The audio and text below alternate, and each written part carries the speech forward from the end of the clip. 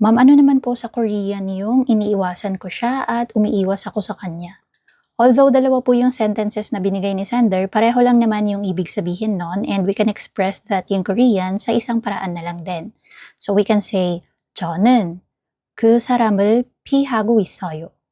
저는 그 사람을 피하고 있어요.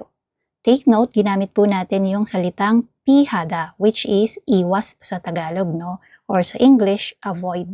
More example sentences kung saan ginagamit yung pihada. Galit ka ba sa akin? Bakit mo ako iniiwasan? 나한테 화났어? 왜 피해?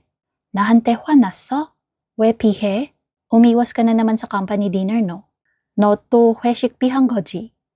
너 또 회식 피한 거지? Iwasan muna natin ang usapang yan. 그 얘기는 피하자.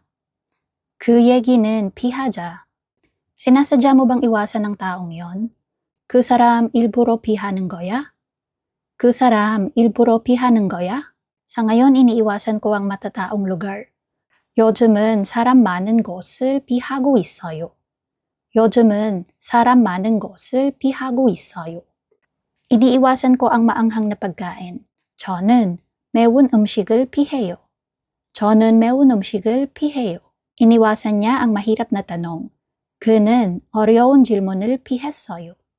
그는 어려운 질문을 피했어요. So again, that's for the word pihada.